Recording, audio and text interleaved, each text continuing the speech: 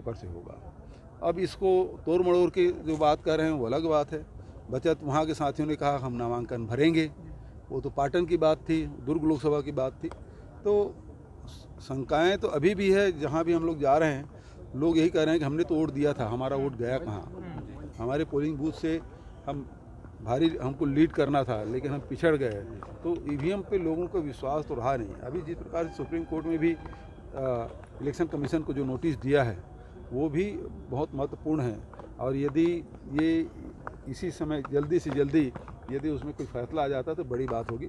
जो वीवीपैट है वो मतदाता के हाथ में आए और वो बॉक्स में डाले और उसकी गिनती हो, ये तो सभी चाहते हैं, सभी नेताओं ने भी कहा। और जिस प्रकार से राहुल जी ने 31 तारीख को रामलीला मैदान में जो कहा कि मैच फिक्सिंग की बात, तो वो शंकाएँ तो सब में है।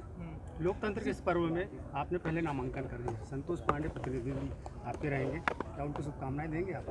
देखिए, संतोष पांडे जी पहले सांसद रहे और यहाँ के लोग उसे ढूंढ भी रहे हैं कि हमने तो 5 साल देखा नहीं है।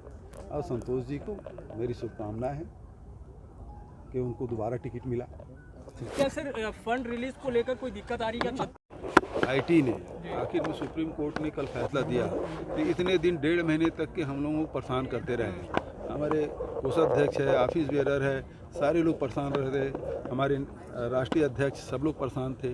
तो ये कोशिश यही है कि लोकतंत्र में मैच फिक्सिंग करने की कोशिश भारतीय जनता पार्टी और उसकी सरकार कर रही है। देखिए, छत्तीसगढ़ में 3 चरणों में चुनाव हो रहा है। प्रथम बस्तर में और द्वितीय चरण में महासमुंद, कांकेर और राजनांदगांव, और तृतीय चरण में फिर 7 लोकसभा हमारे छत्तीसगढ़ के जो बचे हैं उसमें मतदान होंगे। तो आज मैंने भी नामांकन भरा है कांग्रेस पार्टी के अधिकृत प्रत्याशी के रूप में। आदरणीय खड़गे जी को, सोनिया जी को, राहुल जी को, प्रियंका जी को, वेणुगोपाल जी को धन्यवाद देता हूं। साथ ही आभार व्यक्त करता हूं हमारे CLP लीडर आदरणीय डॉक्टर चरणदास महंत जी का और हमारे PCC चीफ दीपक बैद जी का, जिन्होंने मेरा नाम प्रस्तावित किया और मुझे नांदगांव जैसे ये संस्कार धानी है जहाँ से मुझे नेतृत्व करने का, यहाँ के क्षेत्र की जनता की सेवा करने का अवसर मिलेगा। तो काफ़ी उत्साह है लोगों में और सभी ब्लॉकों का दौरा हो चुका है, सभी विधानसभा हम लोग जा चुके हैं।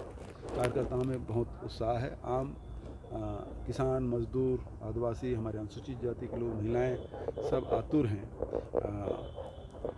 26 तारीख का इंतज़ार सब कर रहे हैं और मुझे पूरा विश्वास है सबका आशीर्वाद मुझे मिलेगा। ये कोशिश हो रही क्या सर जो ज़्यादा से ज़्यादा नामांकन हो? ये कि देखिए, जब ईवीएम का सवाल उठा तो ईवीएम को रोकने क्या उपाय हैं, तो मैंने निर्वाचन आयोग के जो प्रश्नोत्तरी है जिसमें प्रश्न क्रमांक 303 उसका उल्लेख मैंने किया कि 384 नोटा सहित यदि नामांकन करते हैं, यहाँ से राहुल जी जीतेंगे, यहाँ से संविधान जीतेगा, यहाँ से भूपेश बघेल जीतेगा।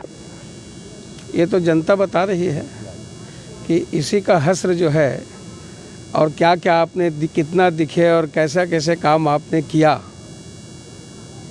जनता ने आपको इसीलिए तो निपटा दिया।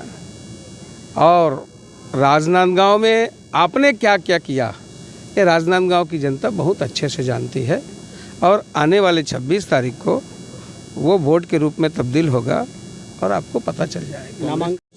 निश्चित रूप से ये जब हाउस गए तब इनके गले में हाथ डाल करके, कंधे में हाथ डाल करके, गलबहियाँ करके और ये उनके साथ अंदर खाने में बातचीत किया करते थे।